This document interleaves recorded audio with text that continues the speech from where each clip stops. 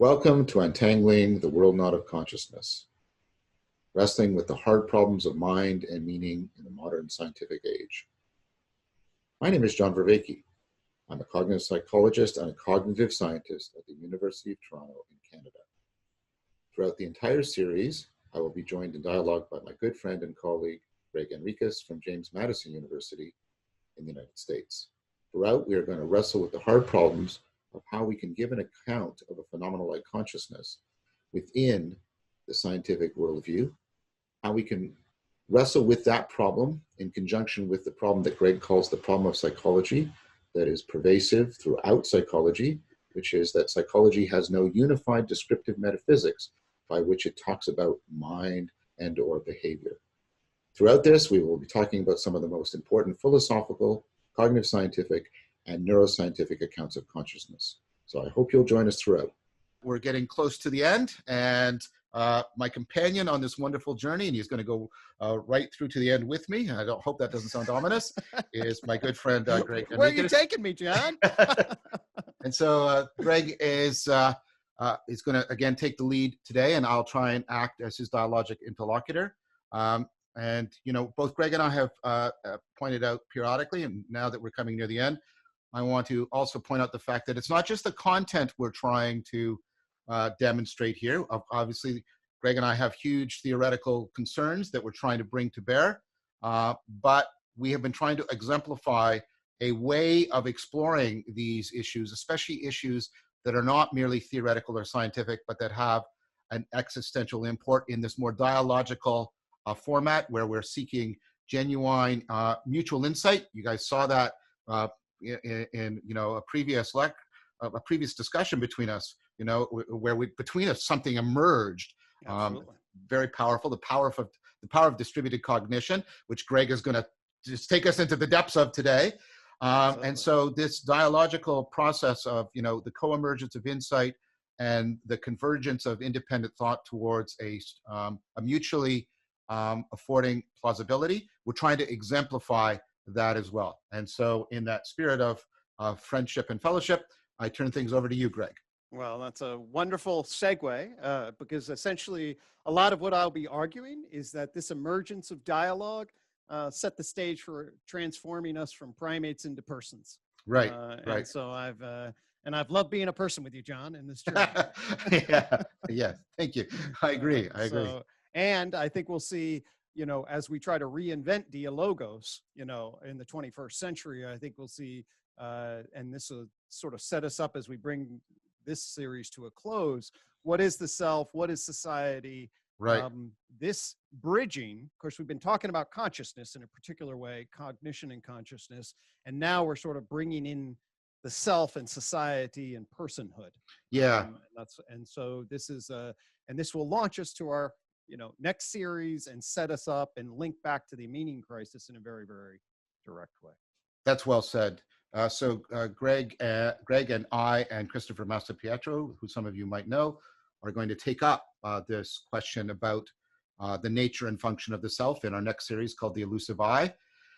And we've got part of what we need to talk about the self in depth, because the self-consciousness, right, and also participation in, well, what I think Gregg appropriately calls justification systems and processes, right? The self touches and bridges between those in some profound and important way that, of course, is directly relevant to awakening from the meaning crisis, because to the degree to which we leave the self untransformed, and you know, this is a point that goes back a very long way, but to the degree to which we leave the self untransformed is a degree to which I think we're incapable of awakening from the meaning crisis. So we've got a lot here, and I'm excited. So I'm going to stop talking so Gregg can start talking. Beautiful. All right, so here we go. I'm going to go ahead and share screen. Gregg, everybody loves your slides. Man, the comments are great. Wonderful. Love to hear that. That's good to be affirmed as we continue onward. I'm talking today about justification systems theory. And by the way, this idea really was unbelievably transformative for me. The seeds of this idea come before the tree of knowledge system, which I've talked about, and in 1996, this is the seeds of this idea. And we're going to frame it as a theory of propositional knowing. It's going to, and self-consciousness, and the culture, person, plane of existence, as we've already been touching on. I just want to say something here for everyone, because Gregg is very modest. There's a lot of work going on right now about just this and the inherent nature of distributed cognition and how reasoning is often done in groups and should be done in groups. And Gregg has clear precedent on this. He was publishing on this before a lot of other people. And I just wanted to take the time to acknowledge that. Gregg needs, he doesn't need, he's not psychologically dependent. We need to more acknowledge what Gregg has done and the precedent he had in this kind of work. So he's not going to say that because he's a nice guy and he's modest, but I'm going to say that he deserves to be given more credit for opening this up and developing it to the degree that he has. Beautiful. Well, thank you so much, John. We couldn't have planned that better, because what I want to do is I want to reflect on the concept of justification systems, and you just laid one out. Right, yes. Right? Okay. And part of the idea here is that this system is everywhere. And indeed, the actual idea emerged for me as I encountered, I was thinking about this. So I'm a clinician. Okay. Right. So I'm learning to become, what do we do? People come in and I say, hey, what brings you in today? And that essentially opens the door to their justification narrative. Right. Right. And so now all of a sudden their story, the justification idea actually comes where with a client where the exception proves the rule. Basically, the idea generally is that people should be biased toward the self.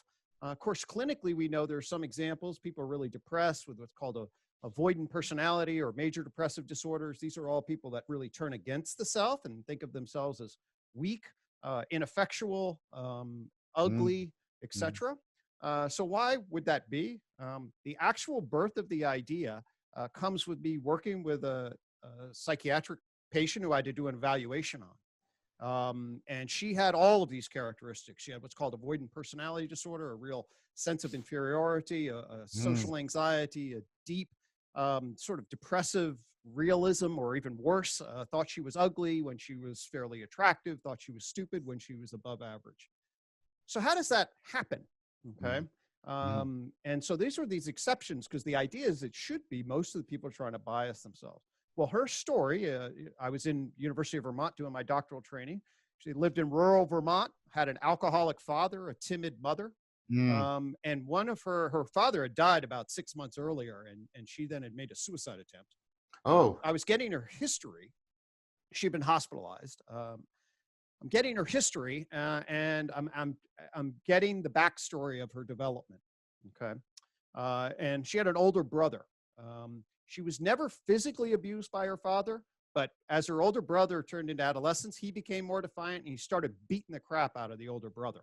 Oh. Okay. And she had a distinct memory of him getting the crap beaten out of him and his father saying, "Why can't you be more like your obedient sister?" Oh. Okay. All right. So here she sees a 12, 13-year-old boy, she's 7 or 8, getting beaten, literally. Oh. And she hears this as an image. Now let's think about her. If we want to say, oh gosh, assert yourself, stand up, protect yourself, you have every right. And you live in that kind of environment, guess what's actually probably going to happen? You're going to get beaten. Yeah. Okay. And people may have heard of Stockholm syndrome, where people often, they internalize the value of their hostage takers. Right. Okay? And they then see this whole thing makes sense. Well, let's think about that from a functional social influence view. Essentially, what that means is you're waving the white flag of submission. I'm lesser. I'm unavailable. I will not challenge you. I deserve your punishment. Right. And what that basically, if you internalize that critic, then you're preempting potentially much more dangerous conflict. Right. Okay. Right. So we could place her learning, her turning against the self as a form of submission that actually did legitimize a social influence justification strategy, okay, that given her available options, actually did maximize her social influence in a particular kind of way, in the sense that it avoided her father beating her, okay? And then, of course, once we know, then once these things get internalized and they become habits and then they become relevance realization schema, right? Then they get entrapped and then they can reinforce themselves and do a whole bunch of other things. And I think we see in psychotherapy often, or, you know, not even more than often, almost always can see some functional adaptation pattern that has utility in one setting, and then it overgeneralizes and they get people trapped in reciprocal narrowing and that kind of process that, you know, traps them. So this is the story of where justification comes from is when I'm playing with this idea, seeing that most people have self-serving biases, but a few don't. And then in the clinic context, realize, oh gosh, there are actually pathways in which this inverted arrangement of self can make a lot of sense actually from this particular perspective. Right. So did that, I don't know if, one thing that I'm hearing, and I don't know if that, like, it strikes me that when, I mean, philosophers have been talking about justification for a very long time, and then the angle you're bringing in here is there seems to be, given the nature of her age and the developmental position, like that we're never sort of, well, sorry, that's too strong. We're not at least primordially or initially justifying claims. We're initially trying to justify our situation and the kind of person we are within that situation. Is that kind of the insight? Right, that's 100% correct, okay? Right. And what I'm gonna argue is that the pragmatics, the social, psychological, or social, personal, and analytic pragmatics of justification emerge long before philosophers come on the scene like Socrates. And I argue basically Socrates discovered, or, you know, certainly exemplified formal epistemology, the problem of justification, and realized that actually, oh, I mean, what does Socrates realize other than, or actually a lot of us are just BSers, right? You know, he becomes wise because he deconstructs that all of this is essentially a pragmatic social construction process, okay? So what he sees is that we do it for social rationalization purposes. What is real, authentic, epistemologically sound justification? We essentially discover in the emergence of culture, and then philosophers have been hunting that for a long time. And that's a really important linkage, because what it means is that there's a side of justification that is this sort of pragmatic, social, very similar to Freudian rationalization. Right. And then at the same time, there's a side of it that goes into the analytic philosophy, which is the deepest questions of, is this knowledge legitimate? Is it, is it epistemologically justifiable? And how do we know that? So justification is a continuum, and it bridges the social rationalization dynamics and the philosophical dynamics of legitimizing knowledge claims. So in that sense, is it fair to say it's sort of the shared origin and ground of rationalization and reason? Is that? Okay. Exactly. 100%. We're going to argue that it's also the essence of persons behaving in culture. And culture is a capital C. I want to be clear that if although animal lovers out there will say, hey, don't, you know, other animals have culture. Absolutely. If you define it in terms of sort of the flavor of that group, if you turn them to certainly learned practices, but the nature of human culture and the nature of narrative proposition, it does change things quite dramatically. Get there. And the first thing I want to do for us is I want to locate justification in our journey in untangling the Worldknot. So that folks can travel with us in terms of where we've been. Now, in terms of before I got to you, you know, and still, I mean, justification is part of the tree of knowledge. It's this joint point between mind, which is beneath this, and that, you know, sort of mind-brain behavior, and then the emergence of the theory of culture. That, by the way, includes science, and this connects to our point we were just making, is philosophy is going to give us formal epistemology, and then modern science is going to connect that to empirical quantitative epistemology, which of course brings us back to some of the discussions we've been having at the opening of this in terms of how to make sense out of the world.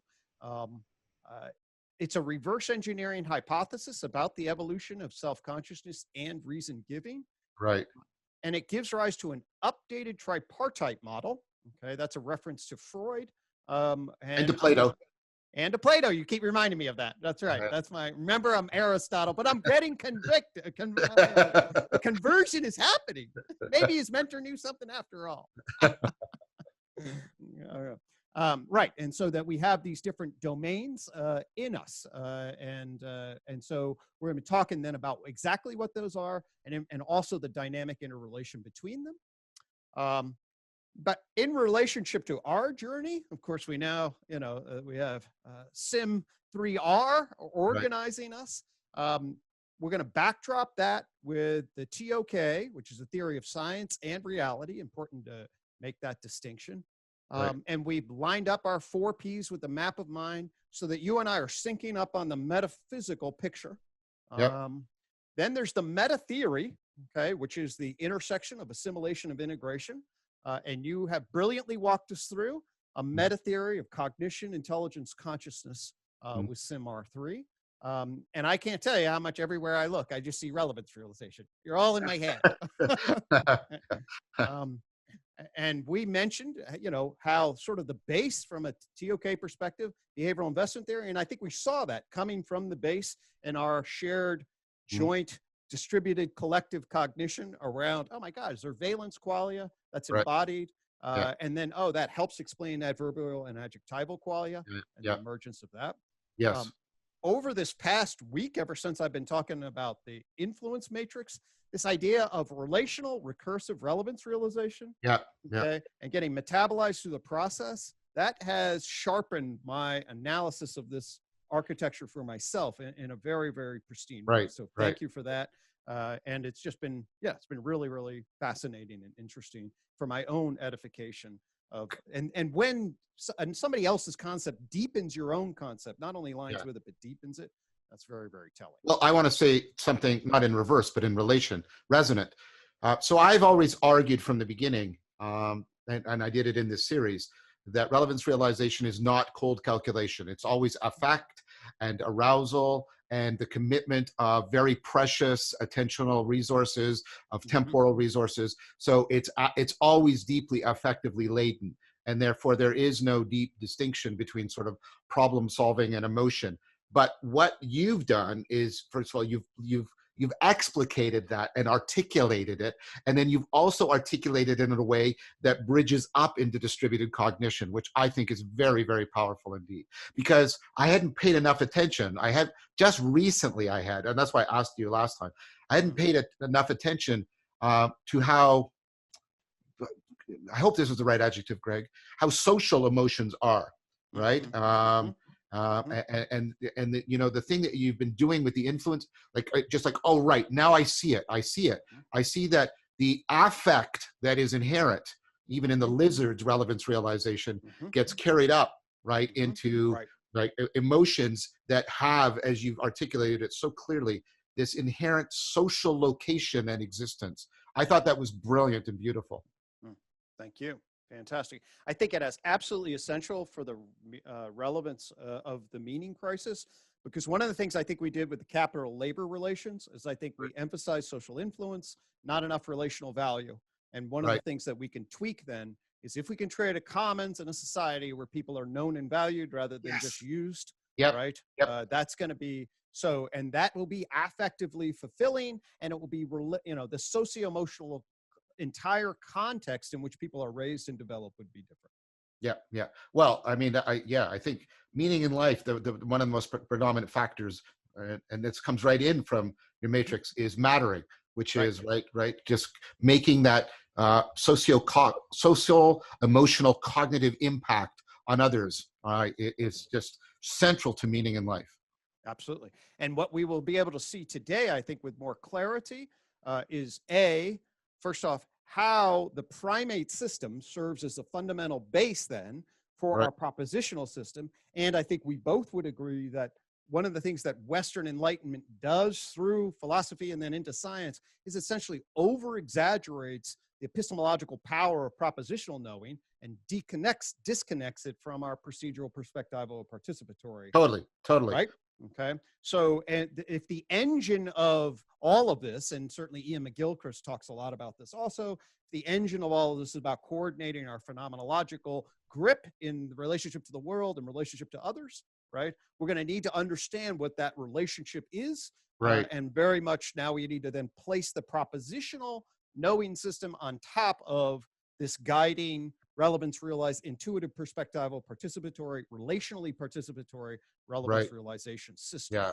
And so now we're putting then the layer on top of this justification systems theory of propositional knowing.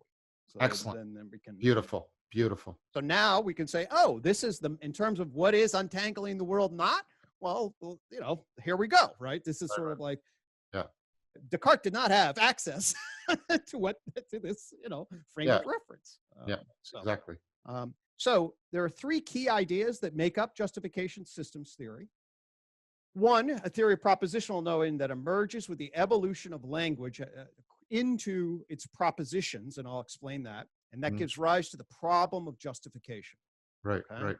The problem of justification then enables a reverse engineering frame. I'll be sure to explain exactly what we mean by reverse engineering. Of course, we've already been talking about that in relationship to the, but I think, especially if anybody says, oh, evolutionary psychology is just so storytelling, actually, as long as you have a good match between the reverse engineering, specificity of the problem, and you can then make predictions about dynamic relations in real time here, which I think this does, you can get a lot of confidence in that match. Good. Good argument. Good point. And then it gives rise to an updated tripartite model that, as a clinician, I will invite us to take a look at. This is what I see all the time. And then once you have a lens for it, you really can't see. You see it in your home and yourself and everywhere. Right. It's a little crazy making, sorry, but ultimately it will help for metacognitive wisdom. Everything that has psychology in it should have a warning label about self-diagnosis. Right. No, you get into trouble some. Okay. But this will be ultimately a guide. And then we'll really, and you and I've just thrown a few things out there. This is such a big topic, especially this last one really gets into, so you and I can just banter around, and I want to make a few points just in relation. Okay. So the first thing is just provides a clear evolutionary framework for the origins of human consciousness in capital C culture. Okay. Right. It does this lock and key thing. It maps human consciousness, and it gives rise to a picture of the remarkable changes that we now call the Anthropocene over the last 50,000 years. The world changed as a function of this weird, you know, Homo sapien mammal that appeared and then all of a sudden changed the equation. And we have good records and many different analyses. Now, exactly when the time happens is, of course, up for debate. When really does the evolution of human culture take its place? But a lot of individuals refer to this as the mind's Big Bang. Right. And in relationship to geological time, it's a very narrow band of time that all of a sudden sees an acceleration. And go ahead. We're talking about sort of the upper Paleolithic transition period. Exactly.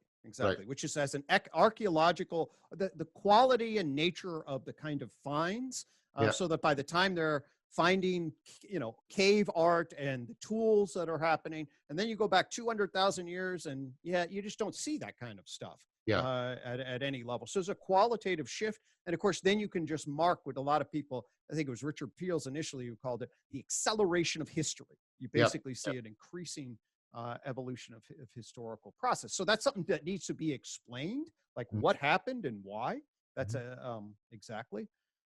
And then justification systems theories posits that humans have an elaborate self-consciousness system because language created the problem of justification, which I will explain. It's because of language that humans became the only animal that had to explain why it did what it did. Yeah, excellent point. Okay. And so, of course, with other primates, there are actions, feelings, motives. We've been very clear about that. They'll have rich mental lives. But with language, then self-conscious reason giving must emerge. I like that, reason giving. I would almost hyphenate that term, Greg. Reason too, but good point. It's really good. Then with self-conscious reason giving must emerge. I think that's very important. And there's a sense in which, I mean, the self-consciousness becomes a unique kind of self-consciousness because there's some evidence that other animals have some proto-consciousness, right? I know you don't deny that. But with us, we have the self-consciousness that is enmeshed and explicated in this project of reason giving. And the two now become totally interpenetrating. That's right.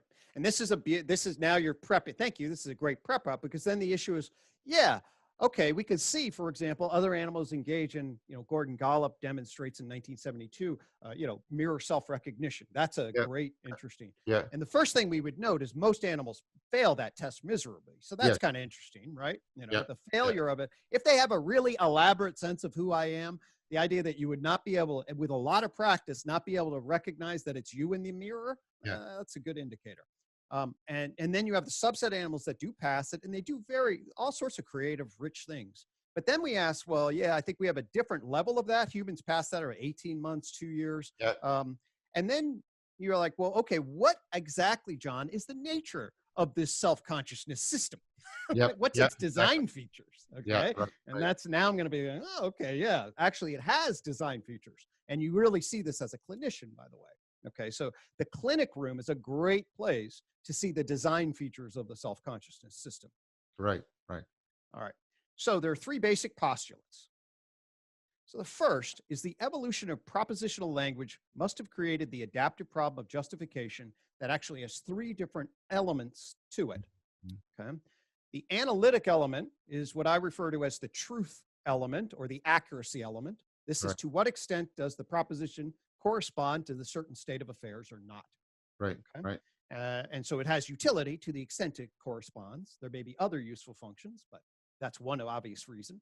Right. Then there's a social function, okay, and a personal function, okay. The social function is, how do we sync up together and what do we do as a group, okay? And then I'm going to argue there's also a personal function. Well, what is my interest in relationship to the social interests? Okay. So there's truth value, social interests, and then personal interests in relation. And the problem of justification actually activates all of those. And I'm going to argue then it's the intersection of all of those that's going to create a force that's then going to create a shaping. So that's then the lock. And then there's emergence. The way evolution works then is when a new adaptive problem starts to emerge, it then will exapt a proto self-consciousness system, and then shape it to have particular kinds of design features. Right. Okay. And the interesting thing then is the nature of that lock is then going to give rise to a picture of the domains of human consciousness that I think, we can all relate to. Okay. That would be cross-cultural, at least in their broad organization. All right. That virtually every culture should be able to relate to at least these three domains. And I'm also going to argue that Freud made a number of key insights about the nature, the dynamic relation of the conscious domains. And then we can update his particular picture of both topological model of consciousness. We talked about pre, un, and conscious. He didn't really talk about self-consciousness, although that's mostly what he meant, by the way. So when Freud talks about the conscious material, he really means, I am explicitly aware of what I'm talking about, as opposed to say what we've been talking about at level of perception and perspectival knowing. Okay. Very much. And we can then say, actually Freud saw a lot. He was a brilliant guy and saw a lot of interesting things. He didn't have quite the right evolutionary or social psychological or cultural knowledge quite to get it right, but we can do a little tweaking and bring his model up to date in modern science. And finally, we can have a framework. My mentor is a sociologist, okay? My undergrad and long-term. And it's tragic, John, you may not know this, but the disciplines don't always talk to each other. Really? Have you noticed? So sociologists and human psychologists and anthropologists, I mean, they barely, at least cognoscience has a little bit better job of doing some interdisciplinary, but I'm a psychologist. I don't think I've ever gone to a presentation, very rarely, in a psychology conference that invited a sociologist, unless the one I invited would try as my mentor and come talk to us. That's it's really remarkable. And sociologists adopt very different explanatory frameworks for why social forces and what happens. And the bridging between a human psychological formulation and a sociological formulation is weak. And this provides a structured framework, I think, that actually aligns human psychology with sociology in a particular way. So those are the three basic, and notice they're going to have a biological evolutionary, a human psychological, and social science kind of frame in each one of these. So let's start with the basic problem. The postulate 1 is human language generated the emergence of the adaptive problem of justification. Mm-hmm. Okay, so initially we have language likely involves symbols and shared attention. Mm-hmm. Okay, the argument is that, okay, we're hunter-gatherers, you know, with some basic tool use. We now have fire, maybe 500,000 years ago, 500,000 years ago. Yeah, clearly predates the Upper Paleolithic transition by tons. Tons. Yeah. Yep. And so what do we have? Well, we know that humans have a massive capacity for shared attention. We talked a little bit about this in the context of the influence matrix, which means we have a shared intersubjective self-other correspondence. I think we're going to need to be coordinating our behavior to hunt, to gather, to move around. So, and this is going to create a cognitive load for bigger heads, which creates trouble, but you know, as advantages. And it's going to create an opportunity for a more flexible working memory system. Okay. That then allows for initially a symbolic tagging of, so that we can say things like kill. You can have a single word there, antelope. Okay. So this is the stage that's set, as far as I'm concerned, 300,000 years ago. Okay.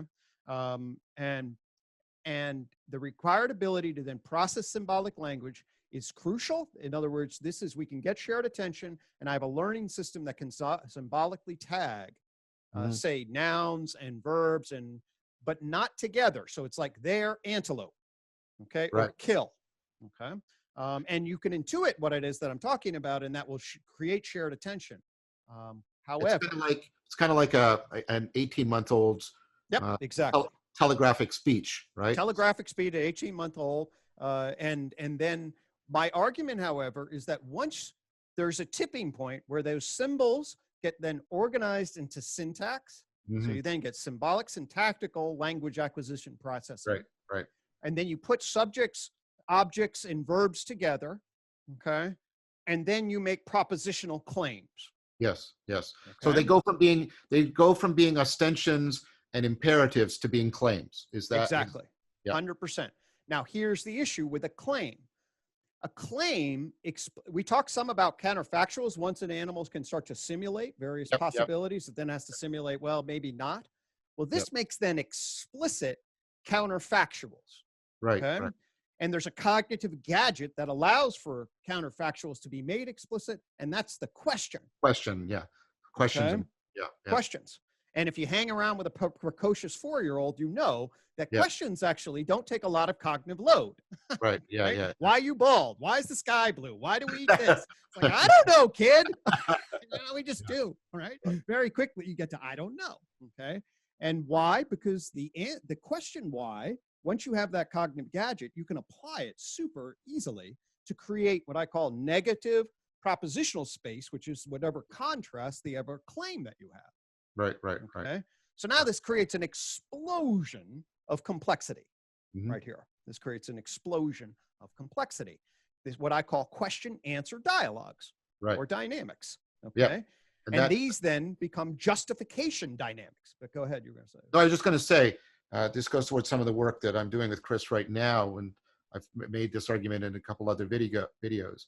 And I think you're explicating it here, that I think dialogue and the potential for dialogos, the question answer stuff is primordial. I think it is exactly the transition point from, as you indicate, from symbolic imperative and symbolic intent, ostension to actual, what we now see as the ability to explore the world in speech. If you'll allow me to put it that way, we can exact our ability, our sensory motor ability to explore the world into exploring the world in speech. Completely. And I would just take a note here, but by the way, this is now an intersubjective participatory fusion of minds here, by the way. Okay. Now, however, these propositional claims or question answer dynamics create a real problem, of like what's legitimate, and then how do you build systems of legitimizing reason-giving systems, that then legitimize, and that this fundament is going to legitimize is and ought to create meaning-making structures. And ultimately, The argument here is that the problem has these three elements. There's the truth value element. How does it, with a correspondence value? Hey, are there antelope over there or are they over there? I mean, it's helpful to know. There's the social element. Should we go hunt them? Okay. And then there's the personal element. Well, if you hunt them and I hunt them, who does better? Who is more efficacious? Who gets more? And we know, by the way, that the hunter-gatherers way they dealt with this personal element, or at least one of the ways, is they really managed dominance and narcissism big time.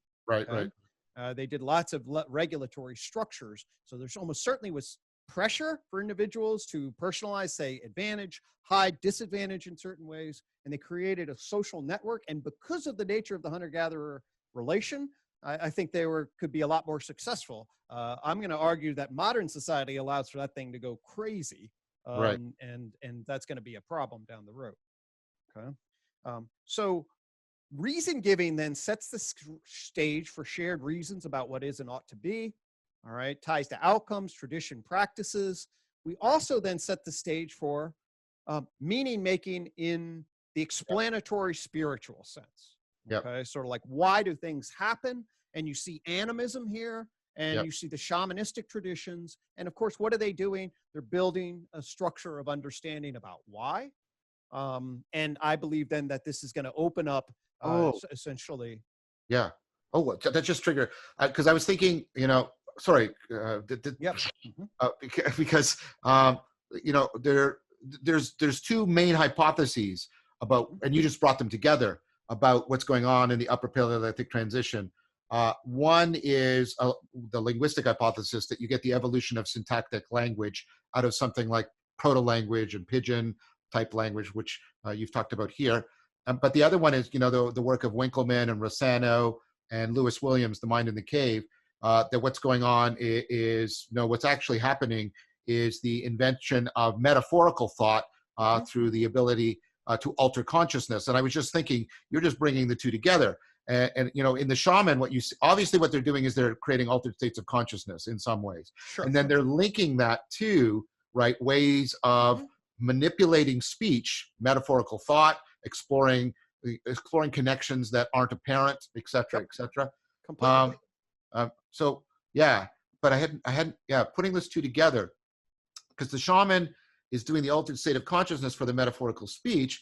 But the metaphorical speech is also going to be used to, like you said, to give you worldviews, right? Extended metaphors, right? Worldviews that are the home for reason giving.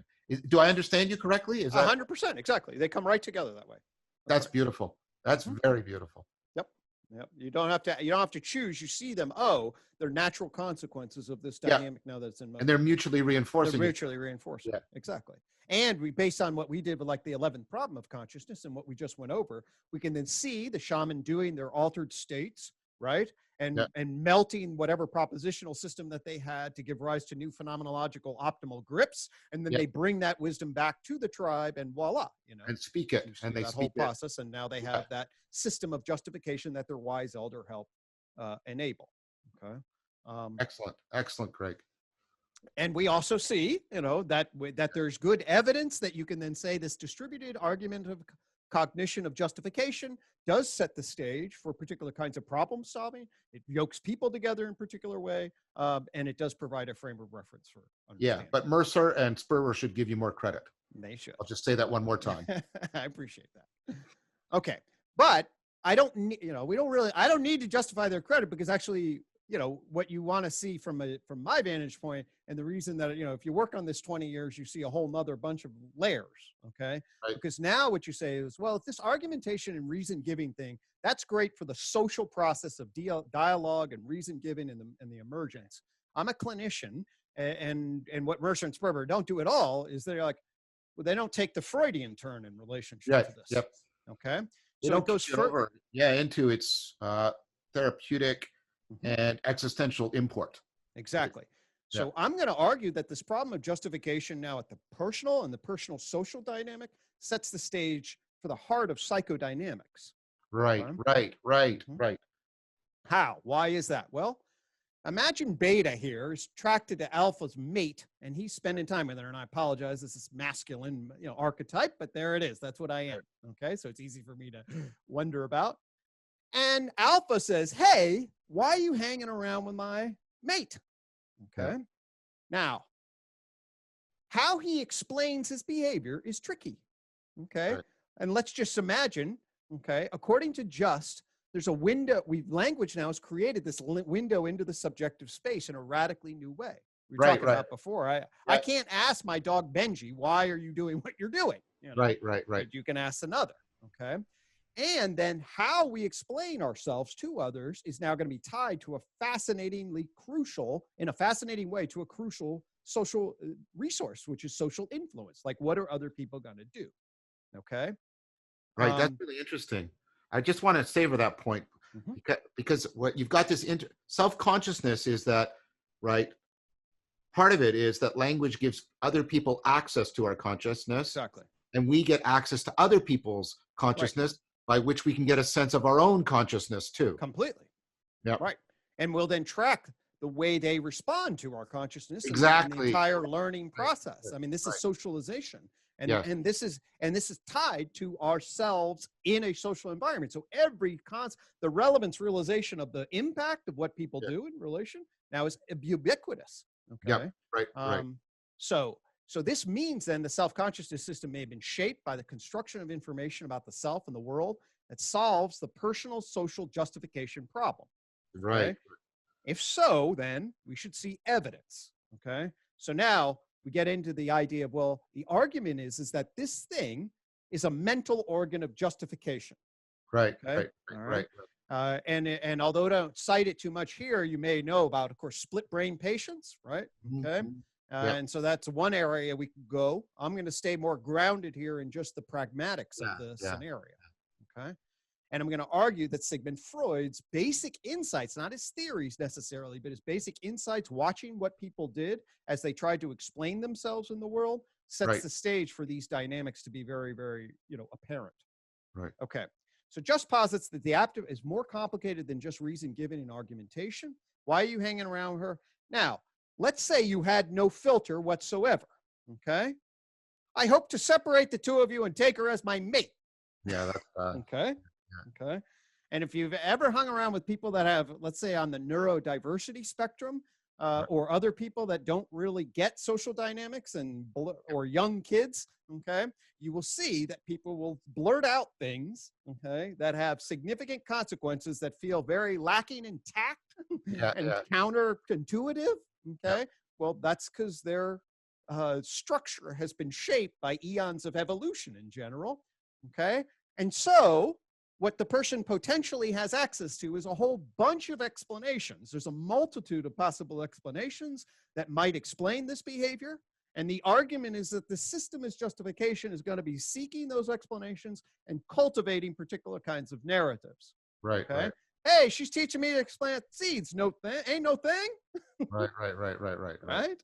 Okay. So now what we have is the idea that the shaping pressures of how you learn to justify, to navigate social influence is absolutely key. Okay. Of course, now the listener has a trouble, okay, determining whether or not the person is BSing them or not. Right. And you can see what an affiliative orientation is. Oh, they're telling the truth. A hostile orientation, everything is BS. Look at our politics, right? Yeah. Okay, so in terms of how you hear people and what's relevant realization, your position on the matrix will totally shift how you hear the various stories that people give. So Greg, it also seems that what's happening here is sort of sociomotor, so not sociomotor, sensorimotor situational awareness, right? People need to exact that up into social situational awareness. They need to take that machinery but they need to, right? They need to be aware not of only the actual environment, but the modal possibility environment that social cognition gives them access to. Completely. In fact, they're now demonstrating that actually they do that. Our system does that pretty literally. Like our spatial organization system is now exapted to our social spatial organization system. Right. We actually see ourselves vertically, horizontally, close, far away. Close, far away. All of that is what gets exapted so that we can use that to then say, yep, there's a social force distance, which is very similar to physical force distance, further away, close together. Oh, right. And the way that awe can be engendered either by physical, you know, Mhm. something that's physically vast, or something Mhm. that's socially vast, which like, yeah, exactly, exactly. Absolutely. So you can see the matrix then sets the stage, and then you have this propositional stage on Right. top of that Yeah. dynamic. Okay. So the argument here, what I'm saying, is not about just about line. Like the guy really knows that he's there to Yeah. pay attention to and separate the two, and now he's going to lie. Although obviously lying is now part of this equation. Yeah. Yeah. Okay, there was a movie called The Invention of Lying. All right, Yeah. Yeah. but we would know from this vantage point, no, the shaping of lying is going to be so embedded in all of this. It's Yeah. not like someday he's going to wake up one day and invent lying. Okay. Yeah, I've thought about that, and I've thought about the impossibility of Orwell's New Speech, right? Mm. New Speak. Mhm. What Mhm. will create a language in which rebellion against the party is impossible, or will, Right. you know, or the opposite. The you know, will somehow create a language in which people can't deceive and lie to each other. You Right. know, and I hear people making that proposal, and I think that that that I think that's an impossible proposal, actually. It's gonna you see with Orwell, at least he realizes how much social engineering control you got to have top down Yeah, to yeah, electrocute the crap out of you if you're gonna try to do that. yeah, yeah, yeah, So, but my argument is going to be, is yeah. that before this beta is ever questioned, you must deal with the possibility of being held accountable. Right, right, Okay? right, right. And this is what I would say for all of us: is you're born into a scenario. As you become a person, you are now actually merging onto the stage where others can ask you to give account, and your internal self is now the process by which this accountability is beginning to be Yeah, manifold, manifested, and exploring. So I am hanging around her just to plant seeds. That's why right, I'm doing this. right, right. Okay. And now what does that mean? If that conscious justification is apparent, well, my desire for her as a mate is, well, what? It's suppressed. Right, right. Okay. It's not brought onto the self-conscious stage of explicit relevance realization, but is in fact recognized to be potentially dangerous as part of the story and then blocked. Mm. Okay. But still alive. So now the idea is that that nature will tweak the capacity for self-deception to have this fine line between what you can legitimize given facts and what's socially acceptable, and what might also be selfish, Oh. animalistic desires. So you could give priority of attention to your seed planting with her, and Right. really No sort pun of, intended. yeah, yeah, yeah, yeah, no pun intended, right? And then sort of not really pay much attention and not make an effort to remember the moments when you were looking at her in a lustful fashion and things like that. And then you just rely on reconstructive memory to keep it out of awareness, and there you go, kind of thing. You just So describe repression. yeah, right, And right, that's right, exactly what it is. right, So, right, right. And notice how then this problem basically almost insists that the relationship between a self-conscious system and a subconscious system is going to be regulated by repression, where the socially acceptable version of reality will be shined a light on, and the unacceptable, the ones that would cost you social influence, are then pushed into the shadow of right, your right. subconscious awareness. Mhm. So the idea here is that we now have an evolutionary explanation for Freud's foundational insight regarding the dynamic unconscious, Right, right, right. okay, which he never generated. I mean, his model, I mean, he had some notions about it, he kicked it around, but he had never any clear evolutionary tipping point like propositional language that would then drive this in a particular way. Right, right, right. Okay? So we can now go to Freud's tripartite, id, ego, superego. We have his topological model. We have his structural model. Right. Okay. And now we're going to update that. Okay. We're going to update it by recognizing there's an experiential domain. This is your primate that is, notice it's encapsulated, the perspectival knowing, only you have access. It's across an Yeah, epistemological gap. yeah. Okay. Then we have a private self-consciousness system, your internal narrator, your public self-consciousness. Okay. Right, When mind two, the essence of mind two is that experiential. Mind 3A is private. Mind 3B is public. right, right, right, And some of these elements, then, the mind two, the nonverbal, perceptual, emotional core of the self. right. Okay. This is what you see from behind your eyes. And it has these elements that we have talked about: perceptions, basic drives, motives, emotionally organizing, pleasure, pain, forming the foundation, etc. Okay, we've gone through this. Okay. And we'll talk then about the connection between that experiential experience and the experiential self. And we'll talk about that more next time, the connection between the episodic memory. We can then see very clearly there's a difference between the experience of red and the narration of I am seeing red. Okay. And so now we get a private self-consciousness, the seat of our self-reflective awareness. I think, therefore I am. Narrative stream of consciousness, our identity, self-concept. It's going to connect to our ideology, morality, worldview. Can be referred to the ego, interpreter. This, by the way, is Michael Gazzaniga. He interprets it, calls it the interpreter function. Notice how that's exactly both there's internal and external interpreting. And now we want to be very clear. So that's one key dynamic, but we've been also exploring the social dynamic. There is the private thought. I don't like that shirt. It doesn't look good on her. And then there's the social consequences of saying it out loud. Okay. And so we filter the out loud and say a white lie of, oh, that looks nice. Okay?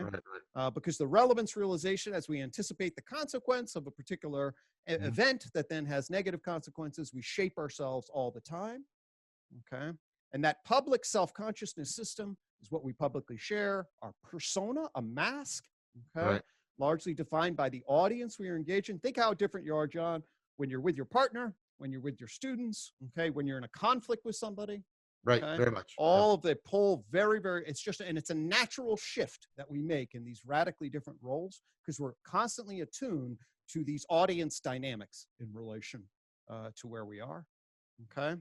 And so this operating. Is like the Goffman stuff, right? The presentation of self in everyday society, right? Okay. So it's almost like Goffman in relationship to the presentation of self in everyday life. Okay? Exactly. So this is and notice the relationship between that, okay, and the private. So we see two very clear dynamic relations. It ultimately then gives rise to an updated I'm going to shift then and map this a little bit since we talked about the global neuronal workspace, BARS. So here is BARS' basic model, okay? Conscious spotlight and these elements of it. I can update what I've been talking about like this. So we have a screen of consciousness, okay? We have the backstage elements of learned procedures, schemas, defenses. We can divide the consciousness into the perceptual, experiential, emotional attention and the linguistic representations. We put it in a working memory loop, okay? And then we're also regulating behavioral outputs and linguistic inputs to people that actually can then see the products as we filter it through an imagined audience. Okay, so this holds that that idea, and then it updates it based on the dynamics that we have now surrounded it with. Yeah, that's good. I like the idea of the filter through the imagined audience. I think that's very important. Yep, that's and by somebody like, for example, you know, in the clinic room, what do you see very often? You know, I feel like I'm an imposter. Okay, and you know, and it's like, well, that's because they live out here while they're worried in here, but they can't show that, so they feel this big discrepancy. And learning about that dynamic, which overlaps with their sense of self in a profound way. Tremendously. Okay. And that then brings us to this idea of the dynamic relations between these domains. So we have the attentional filter, okay? So this is, of course, relevance realization at the level of basic intersection. We then have, in addition to relevance realization just through what the animal wants, the idea that there are these different domains of consciousness that operate on different sort of programs of relevance realization that have different emphases. And that's going to create conflict and tension between them. So one being the Freudian filter, okay, and then the other being what I call the Rogerian filter. After Carl Rogers. Exactly. Okay. So the attentional filter is this recursive relevance from bottom-up sensory to top perceptual witness and narrative. Okay, so we bring in this, we say perspectival knowing, we have an adjectival screen of conscious awareness with an adverbial witness function. Okay. And that's that dynamic relationship of just what are we paying attention to? Okay. But there's a narrator now that's telling the story of, is it okay to look at this? And what are you looking at? Right. It involves this idea that there are certain dynamics that will set the stage for the self system to might keep certain conscious elements off the stage or screen of consciousness. Okay. And this is then going to relate to Freud's fundamental observation about the tension between the subconscious feelings and self-conscious rationales. Right. Okay. The basic model for this is called the Malan triangle of conflict. I don't know if you've ever heard of the Malan No, I have triangle of not. conflict. Okay. So this is the most basic lens by which a psychodynamic theorist will look at the process of repression. Okay. And psychodynamic defense.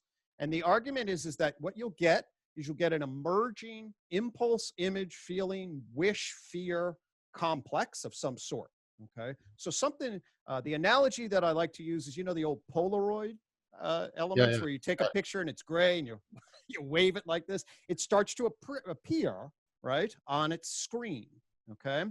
And then as it becomes accessible to working memory consciousness and the narrator, meaning as it, oh, now I have perceptual access and narrative access. Okay. Right. The danger of it activates a secondary signal anxiety. This says, as you start to look at that, okay, and then start to integrate that, the implications of you integrating that are going to have all sorts of threat possibility. Right. Okay. So then you get an anxiety secondary inhibitory affect of the initial impulse, image, or feeling. Okay.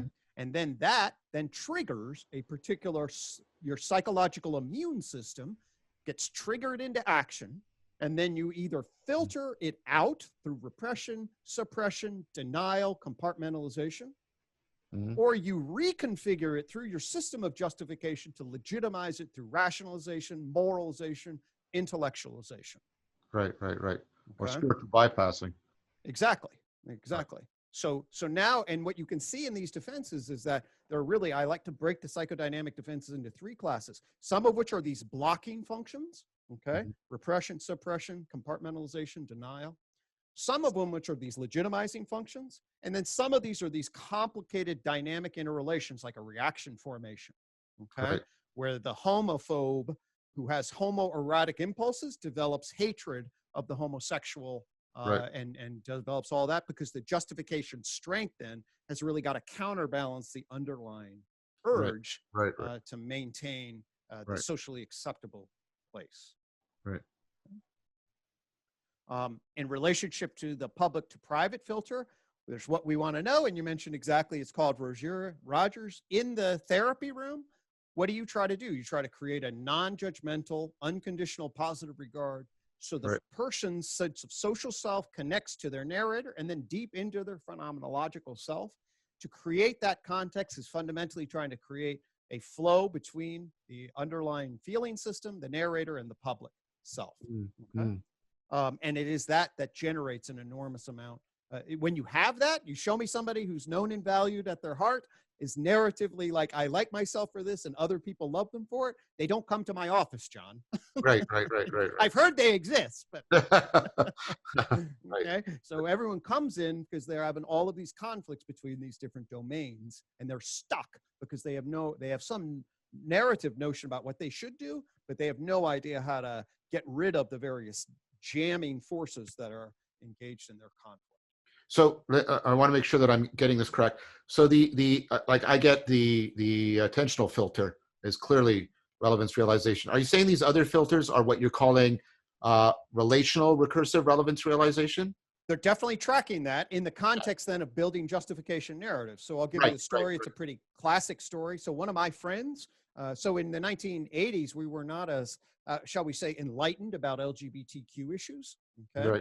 So we would call each other like fags. Sorry about that, but that we would, and we'd have other kinds of things.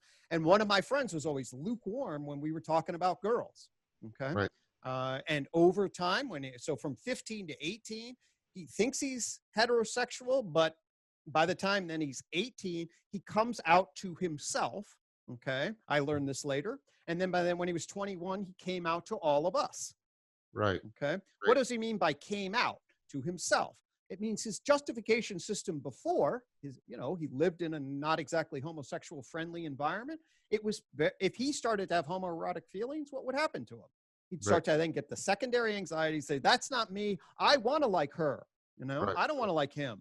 And then eventually enough of relevance realization happens, enough love happens for him, for himself. So he then allows the feeling to then say, oh my God, maybe I am attracted to men, right? Right. Right. And Right. then for 3 years, he hides, meaning the Rogerian, Yeah.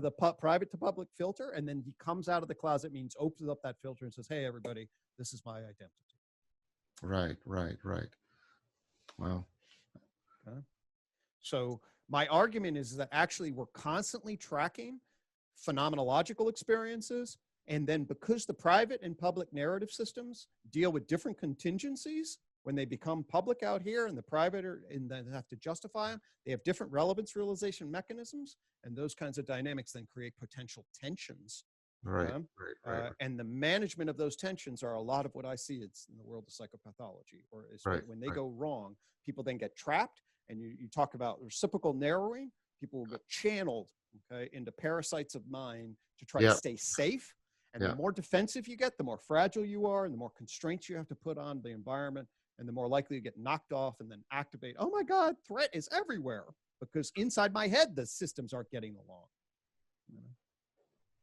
So one area that you and I should do some work on then is integrating this more psychodynamic account of, reciprocal narrowing and, kind of recursive propensities to self-deception with a very cognitive account I've built elsewhere about, the cognitive biases and how they reinforce each other. Because, there's no reason why the two couldn't be integrated together, to my mind. No, in fact, it's really a function. The most important social cognitive empirical awakening was cognitive dissonance in the 1950s with Leon Fessinger. Right. Okay. And Elliot Aronson is a great social psychologist. What does he identify the core of cognitive dissonance around? Self-beliefs that one is good, self-beliefs that one's done the right thing. Okay. These are all, in other words, one is a socially justified state of being. Right. Okay? And what does he call these? Ego defenses. He calls cognitive these dissonance processes ego defenses. You know who he doesn't cite? Freud. Just sort of like ego defenses to protect the self in relationship to anxiety that you might be revealed in a vulnerable way is not, so that's we have these huge breakdowns. It is absolutely very, very similar, especially when you put it in the idea that the self-conscious narrator is doing this interpretive functioning that's trying to tell the story of the self in a protective way, which of course then are all these biases, my side bias and self-serving bias. Confirmation bias. And if you're in a defensive state, you regress into these and you cling to them, right? Right. So that's cool. That's exactly. No, it's not cool when it happens, but that's cool theorization. Yeah. No, and it shows. If you're trained in both that sort of ego protective, cognitive, justifying bias lens and the psychodynamic lens, they really are two sides of not even. They're just different languages for saying the same thing. So the last postulate here that we're then on the cusp of, so you and I are psychologists and we learn a lot with, it's important to realize all of, as I know, of course we do, the cultural, social constructed histories of the world and all of course, we're embedded now in, as I say, obviously if I grew up 5,000 years ago, or if I grew up in Saudi Arabia, my systems of justification, I wouldn't be me. I'd be a very, completely, so we want to then place ourselves in a socio-historical context. And I'll just throw out a few things. We can define ourselves as a person as opposed to a human primate this way. We can place the context of justification as being central in human development. Peter Limburg did a beautiful thing with Culture War 2.0. He sort of diagnosed all these justification systems, what he called paradigms with their justification systems. I think we can also frame the evolution of culture and our current sensibilities to see ourselves at the time between worlds, and then actually use this for the kind of sort of meta justification systems and trans-paradigmatic work. You and Jordan Hall and I have talked about that. And you were just invoking Zach Stein there as well. Absolutely. So real quick, this guy, Peter Rosario, talked about what a person is. And he really basically said, it's any entity that would have this capacity. It's really a skilled developmental capacity, a self-conscious reflective entity that justifies their actions. Of course, empirically, all known examples of persons are human beings. However, there are great examples like Jabba the Hutt, okay, Right. who's a person in this sense, right? But Right. obviously not a human being. That's really important because it means that that humans and persons are different concepts. Okay. Yep. Very much. And I believe that we learn to become persons, and that's a very important. And it is that socialization process of learning to justify oneself, give accounts, take accounts, legitimize. By the way, this is going to connect, of course, to things like free will and all these other kinds of very interesting, complicated philosophical elements. I was just thinking of it with respect to Jabba the Hutt. So as a primate, I find him dangerous, but as a person, I find him a villain. And those are two yes, different things. absolutely, right? Because you don't want to encounter that creature in the woods in darkness, right? Because that would be pretty nasty. And your moral sense of what is justifiable, good and evil, you're like, oh my God, he's so contemptuous at both levels. But I can feel him, my heart curl, and oh my God, yes, lock him away. Right. So all of this, in this, the garden and the theory of knowledge, this justification systems is this second branch. The thing that I mentioned is this primate, mental, and now this culture person. This culture person then brings us into somebody like Bronfenbrenner, okay, Yeah. and the socio-ecological model, which basically says, hey, notice that you're nested in a set of socio-ecological circles. You have individual, I have knowledge. I'm in an interpersonal role structure, okay, that's then going to form clear relations. I'm going to develop it. I grow in an organization and community, and ultimately there are laws. All of these social structural institutions are knitted together by systems of justification that operate at different levels of operation. Right. So we can make that connection. You and I have talked, in fact, this is with you and Guy Senstock, and then I circle back around.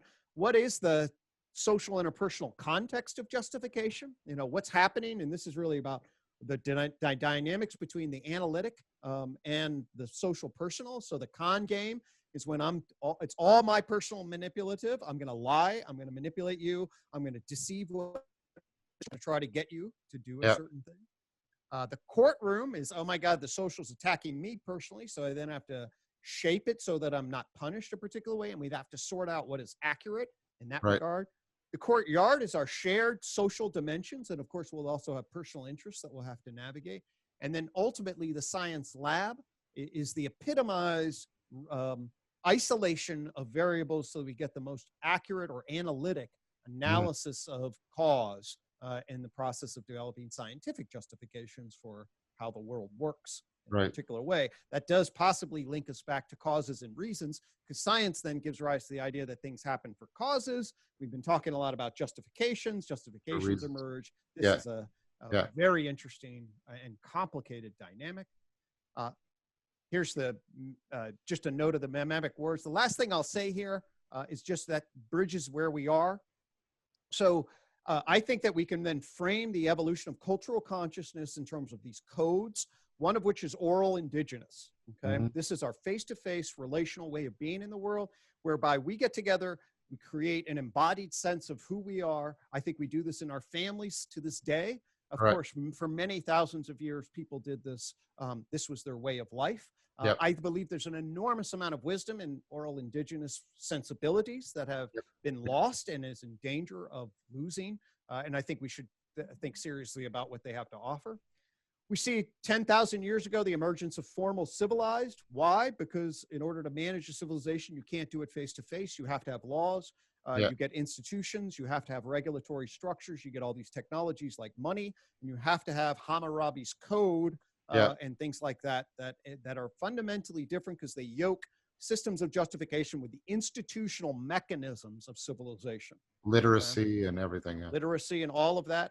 And by the way, this is a fundamental change in the way in which we think about justification, because now we're plugged into a society, which is before that's a novel construction over the last 10,000 years. 500 years ago, we see the evolution of modernity and science and its justification. And 50 years ago or so, we see the critique of this, in the postmodern.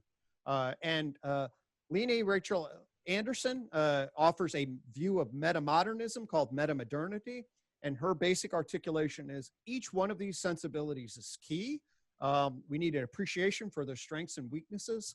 And a meta-modern sensibility would be one that includes and transcends and appreciates. And if we build a society and structure that has the insights from each of these, we will actually be able to cultivate a wise way going forward. And if we educate that in our young, and we may be able to, well, right the ship a little bit. So this connects it ultimately then to meta-modern is then this sort of like shift, the lateral shift in our justifications. It's a meta shift in our justifications, and it's grounded into values. A meta perspective grounded into values. Well, that's like the definition of wisdom somebody taught me. Yeah. And that then, I think is what my hope is that through these kinds of processes that you and I are engaged in broadly, this kind of meaning making, we can take our scientific knowledge and cultivate a wisdom orientation. So in conclusion, it's this theory of propositional knowing gives rise to these three key domains, updated tripartite model, connected by these three filters, and offers a theory of the evolution of the culture, person, plane of existence, and where we are. So, while also making some powerful allusions along the way to the meaning crisis, as you've said many times throughout. That was beautiful, Greg, and I think that's. I don't have much to say now. I had stuff to say throughout, but there was. But now that we've come to the end, I think that's really beautiful. I think we now have a comprehensive account. And I like the way self-consciousness and personhood are being discussed, because that's going to set up a lot of the stuff we'll talk about with the elusive I. Yeah, that was just really, really wonderful, Greg. Thank you very much for that. Well, thank you. And when we started this, and I think this is where we can pick up next time, Ron, there's this very big basic academic question, right? About, well, what happens with modern science? Yeah. And then what shatters our understanding, which we never had obviously completely, but as we added science to the mix, a set of questions are raised, right? And I think the downstream questions of those about what is mind, about what is human nature, where are we, then the failure or sort of the physicalist reductionist of STEM and its inability to answer cognitive science, psychology kinds of questions for the populace sets the stage for the meaning and mental health crisis. Yep, I agree. I agree. And so now that we have then sort of mapped this territory, then there is a lot of implication for what we might do to address it going forward. Yeah, and I like the invocation of wisdom at the end as something, and the idea of, realigning the stacks of the kind of knowing as a way of overcoming propositional tyranny. Obviously, I've made convergent arguments elsewhere about that before I even met you. So I think. Oh, absolutely. I think I stole them all for you, and then I wouldn't. Well, friends should have all things in common, as players. All right. Well, apparently we did. We were climbing up different sides of this mountain, but it's nice that we get to the peak and share so much in common as we find ourselves here. Well, Greg, I'm going to wrap it up for here so we don't trust too much on the time and attention of our viewers. But that's fantastic. So we're going to have one more session. That's it. In which we can't end today on the 13th episode that we're filming on Friday the 13th. I mean, we're just. God. I forgot about that intersection. I'm glad we made it.